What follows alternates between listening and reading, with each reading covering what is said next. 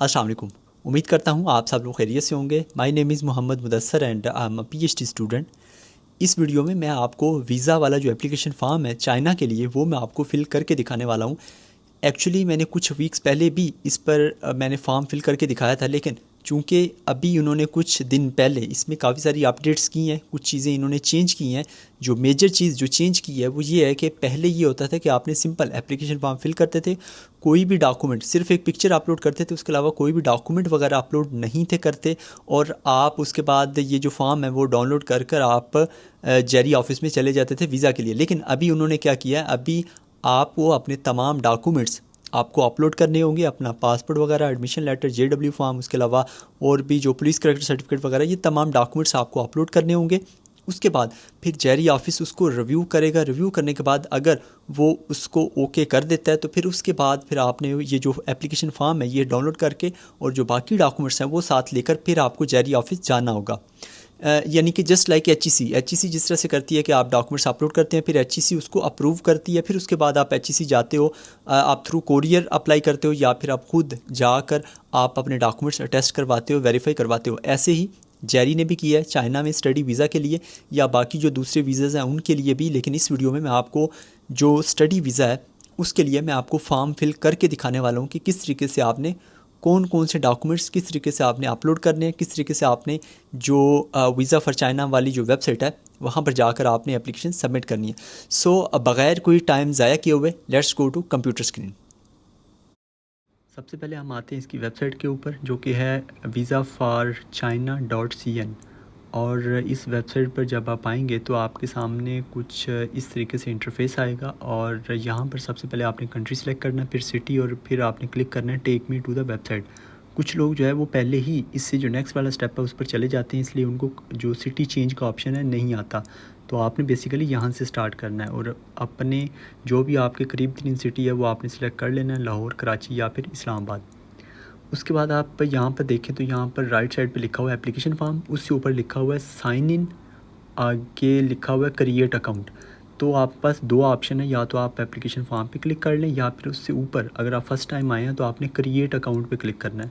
Create account पर click कर कर आपने अपना अकाउंट पहले क्रिएट करना है और मैं आपको अभी अकाउंट क्रिएट करके दिखाता हूँ किस तरीके से आपने करना है। क्रिएट अकाउंट पर क्लिक किया तो कुछ इस तरह से आपके सामने आएगा। यहाँ पर आपने अपनी ईमेल आईडी लिखनी है, उसके नीचे पासवर्ड है, उसके नीचे दोबारा से आपने पासवर्ड लिखना है, उसके नीचे आपने इंटर योर कोड, और इंटर योर कोड के लिए उसके सामने सेंड कोड का ऑप्शन आएगा। आपने सेंड कोड पर जब आप क्लिक करेंगे तो आपकी ईमेल आईडी के ऊपर आपको एक कोड रिसीव होगा, वो आपने यहाँ पर लिखना है। तो मैं इसका जो पासवर्ड है वो यहाँ पर लिख लेता हूँ और पासवर्ड का आपने ख़्याल रखना है। ये नीचे उन्होंने तमाम चीज़ें बताई हुई हैं कि मिनिमम 8 कैरेक्टर्स, लोअर केस में भी हो और अपर केस में भी लेटर्स हों, उसके अलावा नंबर भी हो उसमें, उसके अलावा आप एक स्पेशल करैक्टर भी ऐड करना है उसमें। तो इस पर यहाँ पे आप देखें मुझे जो कोड है वो रिसीव हो चुका है। मैं अपने मोबाइल के ऊपर मैंने अपनी ईमेल आईडी ओपन की हुई है, यहाँ से मैं इसको इंटर कर देता हूँ और जो कोड है वो इंटर करने के बाद आपने नीचे टिक करना है कि I have read and agree to the privacy policy, इस पर आपने क्लिक करना है। तो जो कोड है वो मुझे आ चुका है मेरे मोबाइल के ऊपर और उसको मैं अभी इंटर कर देता हूँ। इंटर करने के बाद फिर आगे जो है वो हम फर्दर प्रोसीड करते हैं। तो जो कोड है वो है F और 439E। तो ये इसका कोड है और टिक करने के बाद क्रिएट अकाउंट पर क्लिक करना है और यहाँ पे आप देखें रजिस्ट्रेशन इज़ सक्सेसफुल। सो इसके बाद इसको सेव कर लेना है। उसके बाद मैं क्लिक करूँगा साइन इन पर। साइन इन पर जब मैं क्लिक करूँगा तो मैंने चूँकि सेव किया हुआ है तो मेरे पास ये आ चुका है, ये आप देखें जो ईमेल आईडी है और उसका पासवर्ड भी आ चुका है। मैंने फिर साइन इन पर क्लिक किया तो उसके बाद ये फिर आएगा वेरिफिकेशन के लिए और इसके बाद यहाँ पर कुछ इस तरीके से इंटरफेस आएगा। यहाँ पर आपने एप्लीकेशन फॉर्म पर क्लिक करना है। आपने जो एप्लीकेशन फॉर्म है वो आपने स्टार्ट करना है। यहाँ पे आप देखें दोबारा उन्होंने रिमाइंडर दिया कि आपने जो स्टार्ट में सिटी सेलेक्ट किया था वो लाहौर है। और इसके बाद यहाँ पर जो हमारा एप्लीकेशन फॉर्म है उस हवाले से थोड़ी जो गाइडलाइंस है वो आ जाएंगी। यहाँ पर तमाम डिटेल आपने पढ़ लेनी है। यहाँ पर लिखा हुआ है कि आप या तो चाइनीज़ में फ़िल कर सकते हैं या फिर इंग्लिश में। उसके अलावा आप Google Chrome, Microsoft Edge, Mozilla Firefox और सफारी, इस तरह के जो सॉफ्टवेयर्स हैं उन्हीं के ऊपर आप ये जो वेबसाइट है या ये जो फॉर्म है ये फ़िल करेंगे तो अच्छा होगा और इजीली आप कर सकेंगे। तो ये तमाम चीज़ें आपने पढ़ लेनी है। उसके बाद start filling in the form, इस पर क्लिक करना है। सबसे पहले एक पिक्चर अपलोड करनी है। तो यहाँ पर मैं आपको अपनी जो पिक्चर है वो अपलोड करके दिखा देता हूँ। और जब आप पिक्चर अपलोड करें तो आपने बिल्कुल गाइडलाइन के मुताबिक अपनी पिक्चर जो है वो आपने अपलोड करनी है। अगर आप उसके अकॉर्डिंग नहीं करेंगे तो आपके लिए मसला होगा, वो अपलोड नहीं होगी। तो ये देखें, ये मैंने जो राइट साइड पे नीचे उन्होंने जो गाइडलाइन बताई हुई है उसी के अकॉर्डिंग मैंने अपलोड किया है। तो ये ऑप्शन आ गया, योर फोटो इज़ एक्सेप्टेड। उसके बाद नीचे आए तो नीचे पासपोर्ट है। पासपोर्ट ये मैंने एक गूगल से पिक्चर अपलोड की हुई है, उसको मैं अपलोड कर देता हूँ यहाँ पर। जब मैंने अपलोड किया तो मेरी जो इन्फॉर्मेशन है उस पासपोर्ट के ऊपर वो ऑटोमेटिकली यहाँ पर लिखी हुई आ जाएगी। अगर कोई इन्फॉर्मेशन यहाँ पर गलत आती है तो आपने इसको यहाँ से एडिट कर लेना है। और उसके बाद ये तमाम इन्फॉर्मेशन ऑटोमेटिकली आ जाएगी, नाम वगैरह, पासपोर्ट नंबर वगैरह और डेट ऑफ बर्थ वगैरह, जेंडर भी ऑटोमेटिकली सिलेक्ट हो चुका है। तो ये चीज़ें ऑटोमेटिकली आ जाएंगी जब आप अपना पासपोर्ट जो है उसकी पिक्चर अपलोड करेंगे तो। और उसके बाद है कि प्लेस ऑफ बर्थ, यानी कि किस कंट्री में आप पैदा हुए। और उसके नीचे है कि प्रोविंस या स्टेट, वो आपने यहाँ पर लिखना है। उसके बाद सिटी है, सिटी भी आपने लिखना है कि किस सिटी में आप पैदा हुए, और ये पासपोर्ट के ऊपर लिखा होता है, आपने उसी के अकॉर्डिंग लिखना है। उसके बाद मैरिटल स्टेटस है, आपका जो भी मैरिटल स्टेटस है वो आपने यहाँ पर सिलेक्ट कर लेना है। उसके बाद मैं सिंगल से यहाँ पे सिलेक्ट कर लेता हूँ। उसके बाद नेशनैलिटी एंड परमानेंट रेजिडेंस है, आपका परमानेंट जो रेजिडेंस एड्रेस है वो आपने यहाँ पर लिखना है। और आईडी नंबर में आपने अपना आईडी कार्ड लिखना है, आईडी कार्ड का जो नंबर होता है वो आपने यहाँ पर लिख देना है। उसके बाद है कि do you have any other nationality, अगर है तो येस, अदरवाइज़ नो, ज़्यादातर के लिए तो नो ही होगा। उसके बाद do you have permanent residence status in any other country, ये भी ज़्यादातर के लिए नो ही होगा। उसके बाद have you ever had any other nationalities और रेजिडेंस स्टेटस, यहाँ पे भी ज़्यादातर के लिए नो होगा। उसके बाद पासपोर्ट इन्फॉर्मेशन है, आपका ऑर्डिनरी पासपोर्ट है, ये मेरी बात याद रखिएगा। आपका कोई भी आगे वाला ऑप्शन आपने टिक नहीं करना, आपने पहले वाला करना है, यानी कि नॉर्मल पासपोर्ट है। पासपोर्ट नंबर ऑटोमेटिकली लिखा हुआ होगा, कंट्री लिखा होगा। उसके बाद प्लेस ऑफ इशू, आप यहाँ पर इस्लामाबाद लिख सकते हैं या आप नादरा ऑफिस या जो भी जो अथॉरिटी है जो इशू करती है आप उसका लिख सकते हैं, इस तरह से कर सकते हैं। इस्लामाबाद लिखते हैं वो भी ठीक है।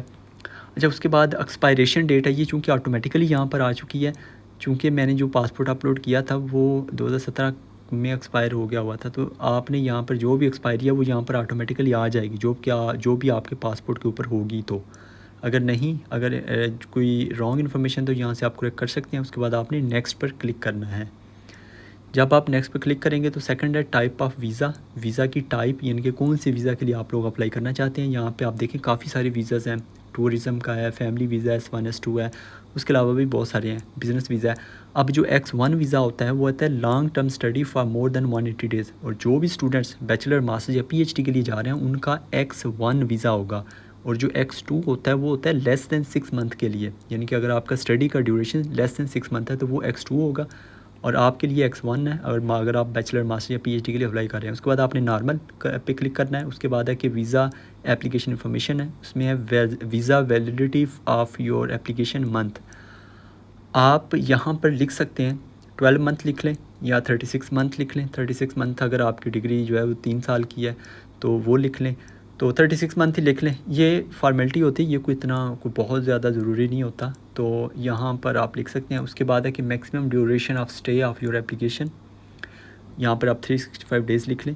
और उसके बाद आप यहाँ पर मल्टीपल एंट्रीज़ आप सिलेक्ट कर लें, तो ये भी चल जाएगा। बाकी ये मैं आपको दोबारा बता दूँ, ये कोई इतना इंपॉर्टेंट नहीं है। उसके बाद आपने नेक्स्ट पे क्लिक करना है। नेक्स्ट पे जो है वो है वर्क इन्फॉर्मेशन, यहाँ पर है करंट ऑक्यूपेशन, करंटली आप क्या कर रहे हैं, आप अनएम्प्लॉयड हैं, आप स्टूडेंट हैं, या आप जो है कोई और जॉब कर रहे हैं कहीं पे, आप बिज़नेस पर्सन हैं, आप कोई भी जो भी आप कर रहे हैं वो आपने यहाँ पर सिलेक्ट करना है। अगर आप अनएम्प्लॉयड हैं, आपको कोई भी जॉब नहीं है तो आपने अनएम्प्लॉयड लिख देना है।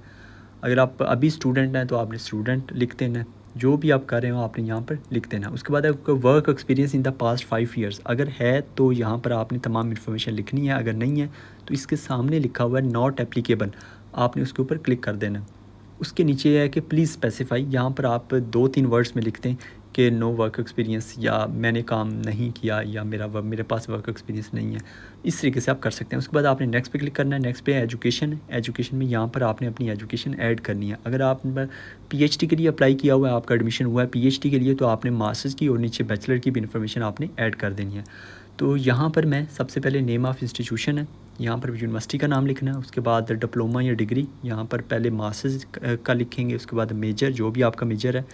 और यहाँ पर मैं आपको बता दूं कि इस पूरे एप्लीकेशन फॉर्म में जिसके साथ भी रेड स्टेरिक लगा हुआ है, उसका मतलब है क्या वो कंपलसरी है, वो आपने फ़िल करना ही करना है। अगर रेड स्टेरिक नहीं है तो वो कंपलसरी नहीं है। जिस तरह से ये मेजर जो है इसके साथ नहीं लगा हुआ रेड स्टेरिक, अगर आप इसको एम्प्टी भी छोड़ देंगे तो कोई इशू नहीं है। उसके बाद ऐड करना है। ऐड करके आपने अपनी बैचलर की इन्फॉर्मेशन भी ऐड करनी है। अगर आप पीएचडी के लिए कर रहे हैं, अगर आप मास्टर्स के लिए अप्लाई किया हुआ है, आपका एडमिशन मास्टर्स के लिए हुआ है, तो सिर्फ बैचलर की कर दें या साथ इंटरमीडिएट की भी कर दें। एप्लीकेशन फॉर्म में ये जो इन्फॉर्मेशन फिल है वो आप कर लें तो वो भी चल जाएगा, वो भी ठीक है। तो यहाँ पर मैंने बैचलर की भी कर दी। उसके बाद नेक्स्ट पे क्लिक करना है। नेक्स्ट है फैमिली इन्फॉर्मेशन। फैमिली इन्फॉर्मेशन में सबसे पहले है करंट होम एड्रेस, यानी कि करंटली आपका जो होम एड्रेस है वो क्या है, वो आपने यहाँ पर लिखना है। यहाँ पर उसका स्ट्रीट नंबर, हाउस नंबर, या जो भी आपका एड्रेस है वो आपने बिल्कुल करेक्ट आपने यहाँ पर लिखना है। और उसके बाद है फ़ोन नंबर, अपना आपने मोबाइल नंबर लिखना है विद कंट्री कोड, यानी कि +92 अगर पाकिस्तान में आप तो, या 092 लिख लें। उसके बाद है मोबाइल नंबर, ये दोनों सेम भी हो सकते हैं, कोई ऐसा मसला नहीं है, या फिर डिफरेंट भी कर लें, कोई मसला नहीं है। उसके बाद आपकी email ID. Email ID compulsory नहीं है लेकिन आप लाजमी लिखें यहाँ पर, चूँकि जो इन्फॉर्मेशन आपके पास है वो आप लाजमी लिखें।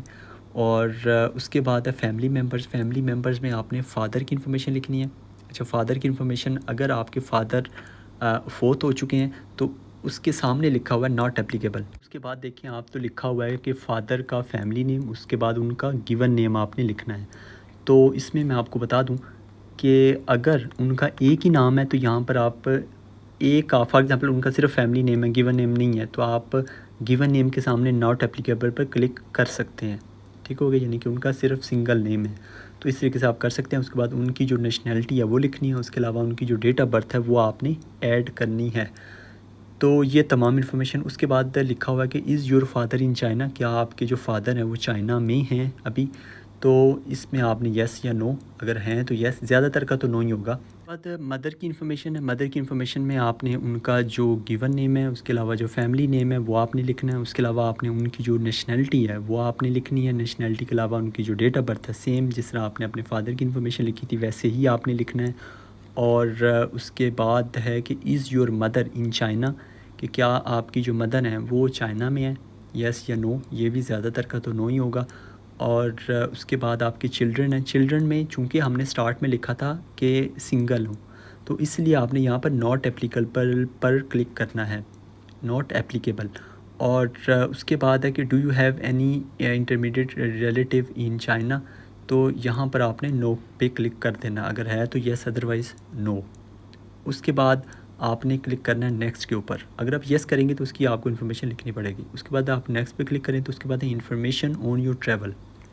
इसमें सबसे पहले आपने लिखना है कि अ डेट ऑफ़ अराइवल, तो डेट ऑफ़ अराइवल यहाँ पे आपने लिखना है, ईयर, मंथ और जो डे है वो लिखना है आपने। उसके बाद है कि arrival train, ship, flight number, ये कंपलसरी नहीं है, इसको आप एम्प्टी भी छोड़ सकते हैं। इसके साथ देखें रेड स्टेरिक नहीं लगा हुआ। उसके बाद है the city of your destination, यानी कि किस सिटी में आप बाई प्लेन आएंगे, वो सिटी आपने यहाँ पर सेलेक्ट करना है। मैं यहाँ पर बीजिंग सेलेक्ट कर लेता हूँ। उसके बाद है सिटी टू स्टे। अच्छा, एक सिटी है कि जिसमें आप बाय एयर आएंगे, दूसरा है सिटी टू स्टे। तो इसमें इस तरह से होता है कि कुछ ऐसी सिटीज़ होते हैं जहाँ पर डायरेक्ट फ़्लाइट नहीं आती, या ज़्यादा फ़्लाइट्स नहीं आती, या पाकिस्तान से फ़्लाइट नहीं आती, तो फिर आपको किसी बड़े सिटी जाना पड़ता है, वहाँ से ट्रेन लेकर आपको अपने जो मेन सिटी है वहाँ पर जाना पड़ता है।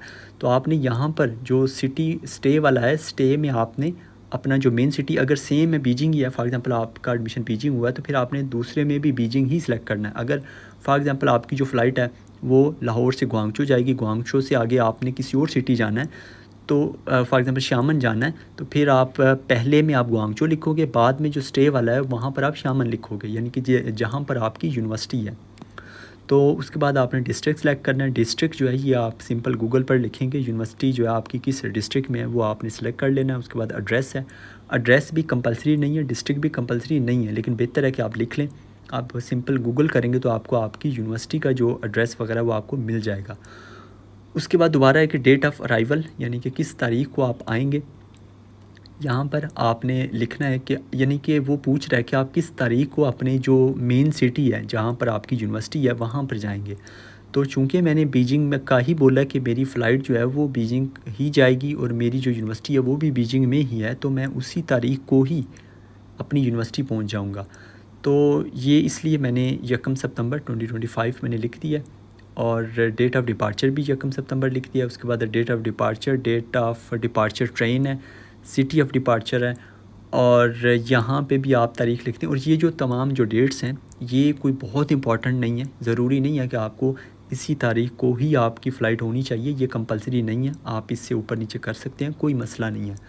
या आपने अपनी यूनिवर्सिटी के जो क्लासेस हैं उसी के अकॉर्डिंग या रजिस्ट्रेशन जो है उसी के अकॉर्डिंग आपने एक मतलब कि रैंडमली जो तारीख़ है वो आपने यहाँ पर ऐड करनी है। बाकी ज़रूरी नहीं है कि इसी तारीख़ को ही आपके पास टिकट होनी चाहिए या इसी तारीख़ की ही आप टिकट ख़रीदेंगे, ऐसा बिल्कुल भी नहीं है।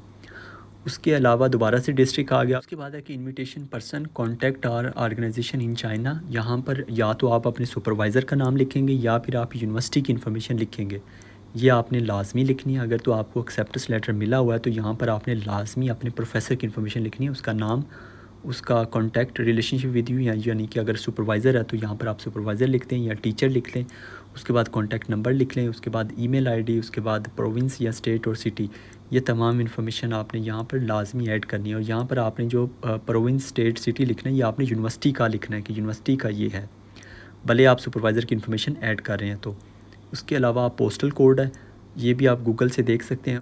और यहाँ पर सिटी ऐड कर देता हूँ। उसके बाद ये है पोस्टल कोड है, पोस्टल कोड में यहाँ पर आपने कोड एंटर करना है। उसके बाद है एमरजेंसी कॉन्टैक्ट। एमरजेंसी कॉन्टैक्ट में आप अपने भाई की, अपने फादर की, अपनी सिस्टर की या फिर अपनी मदर की इन्फॉर्मेशन यहाँ पर आप ऐड कर सकते हैं। आपने उनका कॉन्टैक्ट नंबर, उनकी जो ईमेल आईडी है, उसके बाद रिलेशनशिप विद यू, अगर भाई का लिख रहे हैं तो ब्रदर, अगर सिस्टर का तो सिस्टर, इस तरीके से आप लिख सकते हैं। उसके बाद आपने ईमेल आईडी एंटर करना है। ये कंपल्सरी नहीं है ईमेल आईडी, लेकिन अगर आप कर दें तो बेहतर है। उसके बाद है कि who will pay for this travel. यहाँ पर आप सेल्फ़ कर लें या अदर कर लें। अदर में आप अपने भाई की, फादर की इन्फॉर्मेशन लिख सकते हैं, कोई मसला नहीं है। सेल्फ़ कर दें कि वो भी ठीक है। उसके बाद है कि person sharing the same passport with you. उसके बाद है कि are you travelling with someone who share the same passport with you. इसको आपने नो करना है। नो करने के बाद आपने नेक्स्ट पे क्लिक कर देना। भले आपके साथ आपके दोस्त भी जा रहे हैं लेकिन आपने यहाँ पर नो कर देना है। चूँकि आप का अलहदा से ख़ुद का यूनिवर्सिटी में एडमिशन हुआ है तो स्टूडेंट के लिए बेहतर यही है कि आप इसको नो कर दें। उसके बाद कुछ क्वेश्चंस हैं इसमें। सबसे पहले ये है कि have you ever been to China. अगर गए हैं तो येस, अदरवाइज़ नो। उसके बाद है कि प्रीवियस चाइनीज़ वीज़ा, कि कभी आपको पहले चाइना का वीज़ा मिला है, येस या नो। उसके बाद do you have any valid visa issued by other country. अगर है तो येस, अदरवाइज़ नो। उसके बाद have you travel to any other country in past 12 month. अगर आप येस पे क्लिक करेंगे तो आपको उन कंट्रीज़ के नाम बताना होंगे, अदरवाइज़ नो। उसके बाद है have you ever been refused a Chinese visa. ये इसमें मेजॉरिटी का नो नो नो ही होगा। उसके बाद है कि have you entered China illegally, no. उसके बाद do you have any criminal record in China, no. उसके बाद do you have any serious mental disorder, no. उसके बाद have you ever visited countries or regions in the past 30 days where there is an epidemic, no. उसके बाद do you have or have you ever been trained to have any special skill in term of fireman, explosive or nuclear devices, इसको भी आपने no करना है। उसके बाद are you serving और have you ever served in a military, इसको भी आपने नो पे क्लिक करना है। यानी कि ये मेजॉरिटी आपके नो नो होंगे, लेकिन ये आपने इसको बिल्कुल पढ़ना है। इसको पढ़कर फिर आपने इस पर क्लिक करना है। और उसके बाद मैं अगर थोड़ा नीचे आऊँ उसमें ये है कि have you ever served or participated in the paramilitary organisation. उसके बाद नो। उसके बाद have you work for any professional social or charitable organisation, no. उसके बाद is there anything else you want to declare, no. ये तमाम करने के बाद नेक्स्ट पे क्लिक करना है। इसमें दो ऑप्शन आ रहे हैं, पहला एप्लीकेंट है, दूसरा है the person who fill the applicant on behalf of the applicant. अगर आप खुद एप्लीकेशन फिल कर रहे हैं, जो कि मैं रिकमेंड करूंगा कि आप खुद एप्लीकेशन फॉर्म फिल करें, तो आपने पहले वाला क्लिक करना है। अगर आप किसी और के लिए एप्लीकेशन फॉर्म फिल कर रहे हैं तो आप सेकंड वाले पे क्लिक करेंगे, फिर आपको यहाँ पर अपना नाम वगैरह लिखना होगा। तो अगर आप खुद अपने लिए फॉर्म फिल कर रहे हैं तो आपने पहला क्लिक करना है, उसके बाद लास्ट पे आपने टिक करना है, उसके बाद आपने नेक्स्ट पे क्लिक करना है। यहाँ पर आपने अपने डॉक्यूमेंट्स अपलोड करने हैं, जो कि पहले ऑप्शन ऐसा नहीं था होता। सबसे पहले पासपोर्ट है। पासपोर्ट में जो है ना, एक तो कंपलसरी है, ये जो रेड जो लाइन वाला डॉटेड लाइंस वाला है ये कंपलसरी है। यहाँ पर आपने अपनी पर्सनल इन्फॉर्मेशन वाला पेज, उसके आगे जो हैं ये कंपलसरी नहीं है, लेकिन अगर आपके पासपोर्ट के ऊपर कोई और वीज़ाज़ लगे हुए हैं तो वो आप यहाँ पे अपलोड कर सकते हैं। उसके बाद है the proof of legal stay और रेजिडेंट स्टेटस इन पाकिस्तान। यहाँ पर आपने अपना जो आईडी कार्ड नंबर है, सॉरी आईडी कार्ड की जो पिक्चर्स हैं वो आपने अपलोड करनी है, फ्रंट और बैक की। उसके बाद नीचे है तो नीचे है कि official certificate of name change, अगर आपने अपना नाम वगैरह चेंज करवाया है तो वो उसका प्रूफ आपने यहाँ पर देना है, और वो भी आपने अटेस्ट करवाना है मोफा से, मिनिस्ट्री ऑफ फॉरेन अफेयर्स से। वो अटेस्ट करवा कर फिर आपने यहाँ पर अपलोड करना है। उसके बाद है कि confirmation form of study in China, यानी कि जो JW फॉर्म है वो आपने यहाँ पर अपलोड करना है, इससे जो नीचे वाला है। और JW फॉर्म जो है वो मेजॉरिटी स्टूडेंट्स को रिसीव हो गया होगा, और उसके लिए ज़रूरी नहीं है कि आपके पास हार्ड कापी हो तो उसको आपने स्कैन करके अपलोड करना है। अगर आपको ऑनलाइन मिला है तो वो भी चल जाएगा, कोई मसला नहीं है, और वो आपने यहाँ पर अपलोड कर देना। बाकी अगर एम्प्टी भी छोड़ दें कोई मसला नहीं है, पहले में अपलोड कर दें, बाकी 3 जो है उसको एम्प्टी छोड़ दें। उसके बाद है कि फ़ोटोकॉपी ऑफ एडमिशन लेटर, यहाँ पर आपने एडमिशन लेटर अपलोड करना है। एडमिशन लेटर आपने पहले में अपलोड करके आगे वाला आपने एम्प्टी छोड़ देना है। उसके बाद नीचे है तो नीचे है कि notification letter of scholarship if any, अगर आपको कोई स्कॉलरशिप का लेटर मिला है तो वो आप अपलोड कर सकते हैं। और CSE वालों को कोई भी लेटर एक्स्ट्रा नहीं मिलता, लेकिन आंसू वालों को मिलता है, आंसू वाले यहाँ पर वो अपलोड कर सकते हैं। CSE वाले इसको एम्प्टी छोड़ दें। उसके बाद है प्रूफ ऑफ फाइनेंशियल रिसोर्स, अगर आप सेल्फ फाइनेंस के ऊपर जा रहे हैं या फिर पार्शियल फंडेड स्कॉलरशिप है तो आपको 7,50,000 पर ईयर के हिसाब से जो बैंक स्टेटमेंट है वो चाहिए। अगर आपका फुली फंडेड स्कॉलरशिप है फिर आपको बैंक स्टेटमेंट नहीं चाहिए, फिर आप इसको एम्प्टी भी छोड़ सकते हैं, कोई मसला नहीं है। और अगर आप किसी और की बैंक स्टेटमेंट यूज़ कर रहे हैं तो फिर आपको FRC चाहिए होगी, जो कि आपने टेस्ट करवानी है, वेरीफाई करवानी है मोफा से भी। उसके अलावा उन्होंने यहाँ पे लिखा हुआ है कि अगर आपकी जो बैंक स्टेटमेंट है वो नहीं है तो आपने मेंटेनेंस सर्टिफिकेट वगैरह ये तमाम चीज़ें आपने लेनी है। और ये जो बैंक स्टेटमेंट होती है इस पर जो बैंक मैनेजर है उसके भी सिग्नेचर वगैरह स्टैम्प वगैरह लाजमी होनी चाहिए, और इस तरीके से आपने यहाँ पर अपलोड करनी है अगर आप सेल्फ फाइनेंस के ऊपर जा रहे हैं चाइना में, या पार्शियल फंडेड स्कॉलरशिप है। उसके बाद पुलिस करेक्ट सर्टिफिकेट है, उसको आपने यहाँ पे अपलोड करना है मोफा से वेरीफाई करवा कर। यहाँ पर कोई अदर डॉक्यूमेंट अगर आपके पास सपोर्टिंग डॉक्यूमेंट है तो वो आपने यहाँ पर अपलोड कर देने हैं। अपलोड करने के बाद जब आप नेक्स्ट पे क्लिक करेंगे तो यहाँ पर आएगा please confirm the information entered is correct, यानी कि आपको एक जो भी आपने इंटर किया है, जो भी आपने पिछले तमाम जो सेक्शन से वहाँ पर लिखा है उसकी तमाम एक कंप्लीट डिटेल आ जाएगी। उसको आपने कंप्लीट जो डिटेल है उसको पढ़ना है, पढ़कर फिर आपने उसको देखना है, वेरीफाई करना है कि क्या ये ठीक है। अगर ठीक हुआ तो फिर उससे नेक्स्ट ऑप्शन आएगा पेमेंट का। तो अच्छा, मैं ये आपको बता दूं कि यहाँ पर जो ये तमाम इन्फॉर्मेशन है ये सबमिट हो जाएगी मोफा को।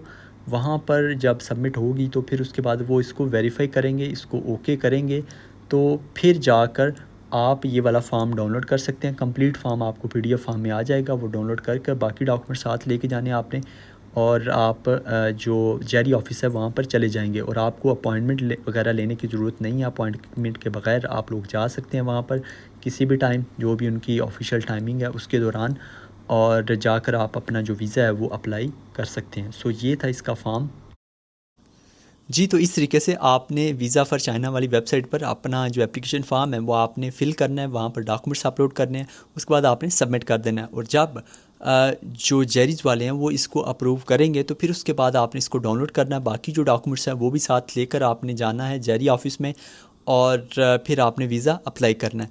सो ये थी आज की वीडियो, उम्मीद है कि आपके लिए काफ़ी हेल्पफुल होगी। दुआ में लाजमी याद रखिएगा, चैनल को सब्सक्राइब करना ना भूलिएगा। मिलते हैं अगली वीडियो में। अल्लाह निगहबान।